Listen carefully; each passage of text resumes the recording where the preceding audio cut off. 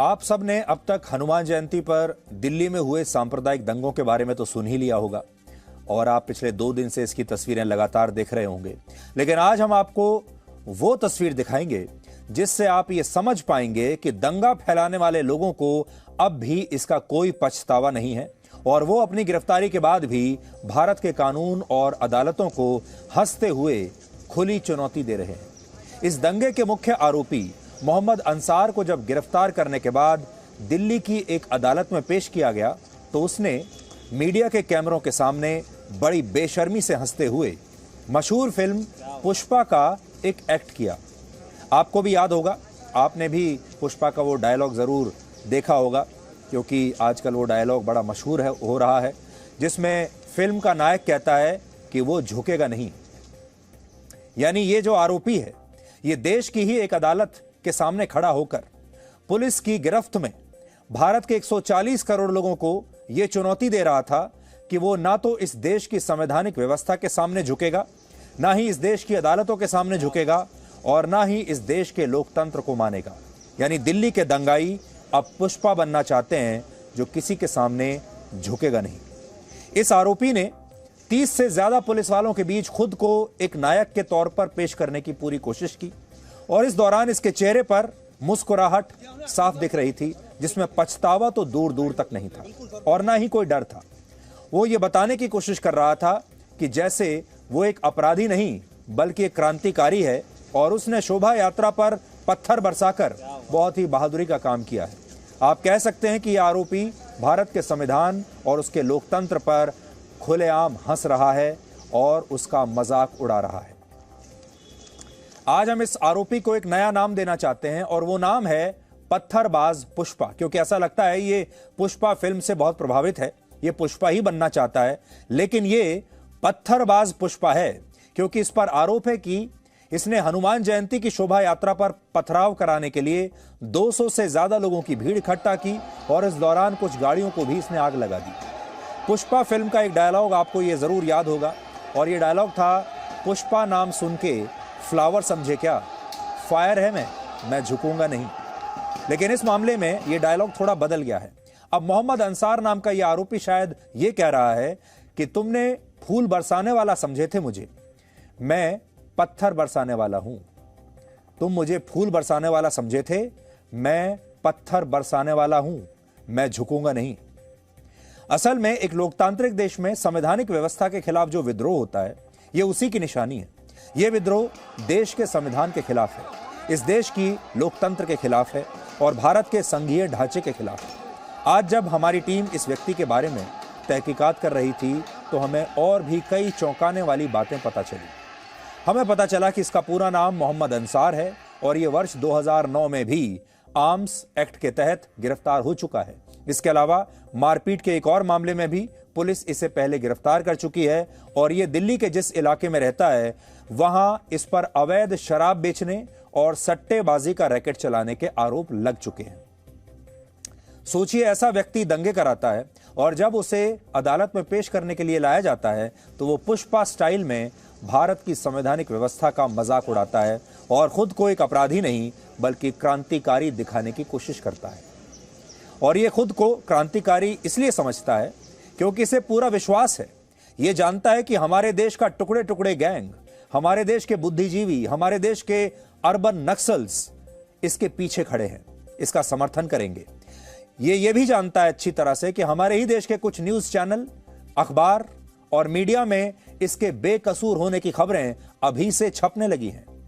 एक news channel तो इसके पड़ोसी के घर भी पहुंच गया और पड़ोसी से यह कहलवा लिया कि यह बहुत ही सज्जन व्यक्ति है अंसार, ये दंगे तो करा ही नहीं सकता, ये एक मसीहा की तरह है और ये वहां सबकी मदद करता है अड़ोस पड़ोस में, पूरे मोहल्ले में। और उस दिन भी ये दंगे कराने नहीं बल्कि दंगों को रोकने के लिए गया था, ऐसा इसके पड़ोसी बता रहे हैं कुछ न्यूज चैनल्स को। और ये आरोपी ये भी अच्छी तरह से जानता है कि जो पत्रकार आज इसके बेकसूर होने की खबरें छाप रहे हैं उन्हें अगले साल बड़े बड़े पुरस्कारों से भी सम्मानित किया जाएगा, ये भी आप अभी से जान लीजिए। वो मीडिया का वो वर्ग जो इसे बेकसूर बताएगा, जो इसके लिए तहकीकात कर रहा होगा कि कहां से कोई भी एक ऐसा व्यक्ति मिल जाए जो ये कह दे कि ये बेकसूर है, उन सब को शानदार पत्रकारिता करने के लिए अगले साल देश के बड़े बड़े पुरस्कार मिलेंगे, ये हम आपको अभी से बता सकते हैं। और जो सच बताएगा इसके बारे में उसे सांप्रदायिक कह दिया जाएगा। और ये भी जानता है कि आज नहीं तो कल अदालत से इसे जमानत मिल जाएगी, और जब जमानत लेकर ये जेल से बाहर आएगा उस दिन देश में जश्न मनाया जाएगा। इसकी जमानत को इसकी बेगुनाही का सबूत मान लिया जाएगा और कहा जाएगा कि अदालत ने इसे क्लीन चिट दे दिया है। क्योंकि हमारे देश का जो टुकड़े टुकड़े गैंग है उसकी एक खास बात है, जब अदालत उन्हें छोड़ता नहीं है, लगातार जेल में रखता है, तो वो कहते हैं कि अदालतें बिक चुकी, जज बिक गया और ये सब कुछ सरकार के दबाव में हो रहा है। और जब इन्हें जमानत मिल जाती है तो वो ये जमानत को क्लीन चिट मान लेते हैं और ऐसा दिखाते हैं जैसे कि जमानत ही कोर्ट का अंतिम फैसला है और कोर्ट ने भी इसको बात को माना है कि इन्हें जेल में नहीं रखना चाहिए। तो ये दोनों तरफ से खेलते हैं। ये जो आरोपी है इस बात को भी अच्छी तरह से जानता है कि इस धर्मनिरपेक्ष देश में सांप्रदायिक दंगे भड़काने के लिए इसका कोई कुछ नहीं बिगाड़ पाएगा। और यही वजह है कि जब इसे कोर्ट ले जाया गया तो इसके चेहरे पर शिकन नहीं था, किसी तरह की कोई घबराहट नहीं थी, कोई डर नहीं था। ये हंस रहा था, पुष्पा फिल्म का एक्ट कर रहा था, पूरी दुनिया को बता रहा था कि ये झुकेगा नहीं। और इससे बड़ा दुर्भाग्य और इससे बड़ा मजाक इस देश के लिए कोई हो नहीं सकता। इस मामले में अब तक पुलिस वैसे तो 25 आरोपियों को गिरफ्तार कर चुकी है, जिनमें से 3 आरोपी ऐसे हैं जिनकी उम्र 18 साल से भी कम है, यानी सोचिए बच्चे हैं। इसके अलावा 18 आरोपी ऐसे भी हैं जिनकी उम्र 18 से 35 साल के बीच है और 6 आरोपी ऐसे हैं जो 18 से 22 साल के हैं, यानी ज्यादातर आरोपी युवा हैं।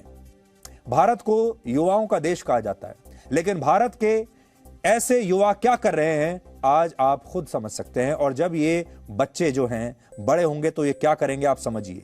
जब ये युवा हैं, जब आगे उम्र की दहलीज और पार करेंगे तब ये क्या करेंगे आप सोचिए। जब इनके बच्चे होंगे, इनकी अगली पीढ़ियां आएंगी, ये उन्हें क्या सिखाएंगे ये भी आप सोचिए। हैरानी की बात यह है कि इन दंगों की साजिश का आरोप जिन 2 लोगों पर लगा है उनमें से एक नाबालिग है। सोचिए, एक नाबालिग ने हनुमान जयंती पर शोभा यात्रा पर पत्थर बरसाने के लिए सैकड़ों लोगों की भीड़ इकट्ठा कर दी। इस मामले को लेकर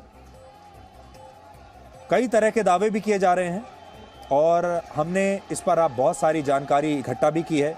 बहुत सारी जानकारी आप तक भी पहुंच रही होगी और ज्यादातर जानकारी ऐसी है जो आप तक पहुंच रही है जो गलत है। इसलिए अब हम आपको इस दंगे की पूरी कहानी विस्तार से बताएंगे और आपको उन लोगों से भी मिलवाएंगे जो इन दंगों के दौरान भारत के राष्ट्रीय ध्वज तिरंगे पर भी पत्थर बरसा रहे थे। पहले आप हमारी ये रिपोर्ट देखिए।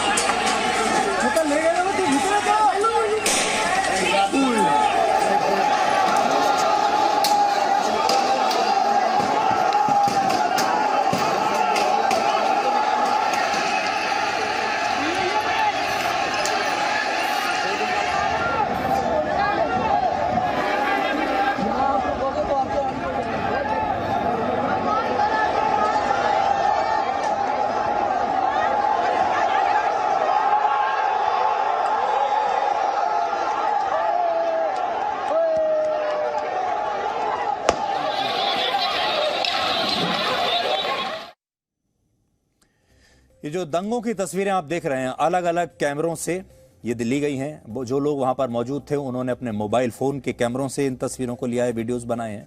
और ये जो तस्वीरें आपने देखी, ये दंगे दिल्ली के जहांगीरपुरी इलाके में हुए हैं। और ये जो जगह है ये भारत के संसद भवन से, भारत की संसद से सिर्फ 25 किलोमीटर दूर है। और भारत की सुप्रीम कोर्ट से इस इलाके की दूरी है सिर्फ 22 किलोमीटर। संसद से 25 किलोमीटर, सुप्रीम कोर्ट से 22 किलोमीटर। यानी ऐसा नहीं है कि यह हिंसा देश के किसी दुर्गम इलाके में हुई जहां से कोई खबरें ही पता नहीं चलती, जहां कोई कानून व्यवस्था नहीं है, बल्कि यह सब कुछ हमारे देश की संसद और सुप्रीम कोर्ट के नाक के नीचे हुआ। ये दंगे 16 अप्रैल को भड़के थे जब देश में हनुमान जयंती मनाई जा रही थी। दिल्ली पुलिस के मुताबिक इस इलाके में उस दिन शाम करीब 4 बजे हनुमान जयंती पर एक शोभा यात्रा निकाली गई और शाम 5:30 बजे तक सब ठीक चल रहा था। लेकिन जैसे ही ये शोभा यात्रा वहां के एक मुस्लिम इलाके में पहुंची तो आरोप है कि कुछ लोगों ने इसका विरोध करना शुरू कर दिया। और ये लोग चाहते थे कि शोभा यात्रा निकालते समय जो श्रद्धालु हैं वो लाउड स्पीकर पर भजन ना बजाएं और चुपचाप वहां की मस्जिद के सामने से निकल जाएं। जिसके बाद वहां इस मामले पर बहस शुरू हो गई।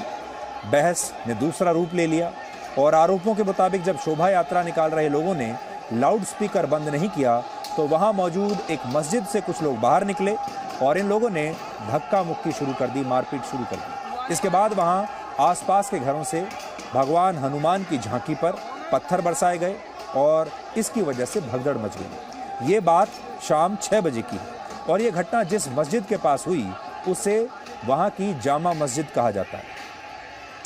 हमें इस दंगे के बहुत सारे वीडियोस मिले हैं जिनमें एक वीडियो में कुछ लोग तलवार और डंडे लहराते हुए दिख रहे हैं। इसके अलावा एक और वीडियो में आप उग्र भीड़ को पथराव करते हुए भी देख पाएंगे। और हमें यह भी पता चला है कि ये दंगे किसी एक गली में नहीं हुए बल्कि ये उग्र भीड़ शोभा यात्रा पर पत्थर बरसाते हुए बाहर तक आ गई। और जब वहां पुलिस ने मामले को शांत कराने की कोशिश की तो इनमें से एक आरोपी ने गोली चला दी। हमारे पास शोभा यात्रा में शामिल लोगों पर गोलियां चलाने का वीडियो भी आ गया है। आप आज पहले इस वीडियो को देखिए जिसमें आपको खुलेआम एक आदमी गोली चलाते हुए दिखाई देगा।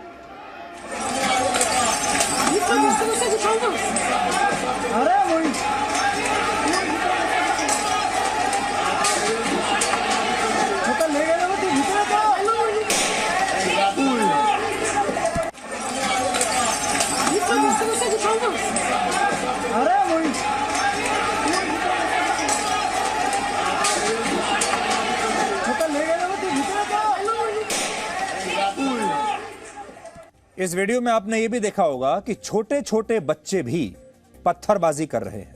ये वो बच्चे हैं जिन्हें स्कूल में होना चाहिए, जिनके हाथों में किताबें होनी चाहिए, कलम होनी चाहिए, पेन होना चाहिए। सोचिए इन बच्चों में किस कदर धार्मिक जहर घोला गया होगा कि इन्होंने अपने हाथों में पत्थर उठा लिए और इस दौरान तिरंगे पर भी पत्थरबाजी की, तिरंगे का भी अपमान किया। और इसे भी आप इस वीडियो के जरिए समझ सकते हैं। इसमें आप साफ देख पाएंगे कि शोभा यात्रा में एक झांकी ऐसी भी थी जिस पर पीछे तिरंगा लगा हुआ था, लेकिन इन लोगों ने तिरंगे का भी सम्मान नहीं किया और इस उग्र भीड़ ने 500 मीटर दूर तक इस झांकी पर पत्थरबाजी की। ये वही झांकी है जिस पर तिरंगा भी लगा हुआ था।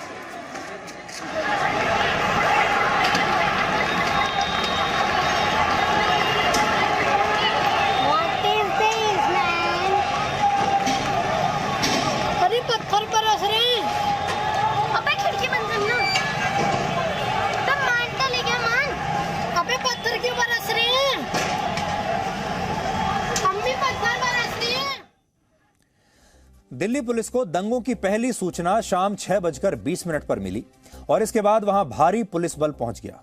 बहुत तैनाती हो गई पुलिस की, लेकिन पत्थर बरसाने वाले लोगों की संख्या इतनी ज्यादा थी कि पुलिस उन्हें काबू में नहीं कर पाई, बल्कि उग्र भीड़ ने इसके बाद पुलिस पर भी हमला कर दिया और कुल मिलाकर 8 पुलिसकर्मी इस दौरान घायल हो गए। इनमें एक पुलिसकर्मी को गोली लगी और दुर्भाग्यपूर्ण बात यह है कि हिंसा करने वालों में सिर्फ बच्चे नहीं थे बल्कि महिलाएं भी शामिल थी। तो सोचिए ये कैसा दंगा है जिसमें बच्चे भी पत्थरबाजी कर रहे हैं महिलाएं भी पत्थरबाजी कर रही हैं और ये महिलाएं हनुमान की झांकी और तिरंगे दोनों पर पत्थर फेंक रही थी। सोचिए, अब भारत में ही रहने वाले, भारत की राजधानी में रहने वाले ये कौन लोग हैं जो तिरंगे से भी शायद इतनी नफरत करते हैं कि तिरंगे पर भी पत्थर बरसा रहे हैं। इस देश का कोई भी आम नागरिक हो, चाहे अपराधी भी हो, तिरंगे पर पत्थर फेंकने से पहले 1000 बार शायद सोचेगा, और चाहे किसी के ऊपर भी पत्थर फेंक रहा हो, लेकिन सामने अगर तिरंगा आ जाए तो ज्यादातर लोगों के हाथ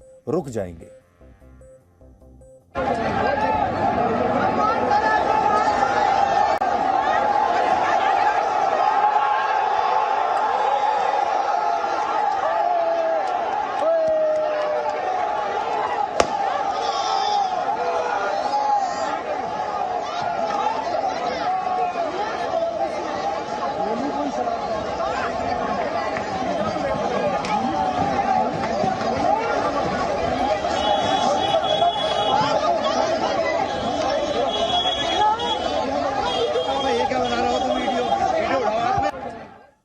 तो आप यहां देख पाएंगे कि मोहल्ले के पूरे परिवार पत्थरबाजी कर रहे हैं। क्या मोहल्ले में, क्या परिवार का पुरुष, क्या महिलाएं, क्या बच्चे, सब के सब हाथों में पत्थर लेकर वहां निकले हुए हैं। दिल्ली पुलिस का कहना है कि उसने घटना वाले दिन रात 8 बजे तक स्थिति को अपने काबू में कर लिया था। हालांकि इस इलाके में तनाव अब भी है और आज जब पुलिस दंगों के दौरान गोली चलाने वाले इस आरोपी की पत्नी को हिरासत में लेने के लिए इस इलाके में पहुंची तो उस समय पुलिस पर एक बार फिर से पथराव किया गया। और एक लेटेस्ट अपडेट यह है कि अब से थोड़ी देर पहले पुलिस ने गोली चलाने वाले आरोपी को गिरफ्तार कर लिया है और इसका नाम सोनू चिकना है और इसकी पत्नी का नाम सकीना बताया जा रहा है। इसके अलावा पुलिस ने इस मामले में अब तक 2 FIR दर्ज की हैं, जिनमें एक FIR दंगा करने वालों के खिलाफ है और एक FIR बिना परमिशन शोभा यात्रा निकालने वालों को लेकर है। ऑफेंस रजिस्टर हो चुका है और उसका इन्वेस्टिगेशन क्राइम ब्रांच को ट्रांसफ़र किया गया है। क्राइम ब्रांच ने इन्वेस्टिगेशन ले लिया है और आगे जो इन्वेस्टिगेशन हो रहा है उसमें हमारा जो फोकस है वो फोकस है एविडेंस कलेक्शन के ऊपर और जिनके खिलाफ एविडेंस निकलता है उनको पूछताछ करने के ऊपर और आगे की कानूनी कार्रवाई करने के ऊपर। Presenting B News app available on Google Play and App Store. Download it now.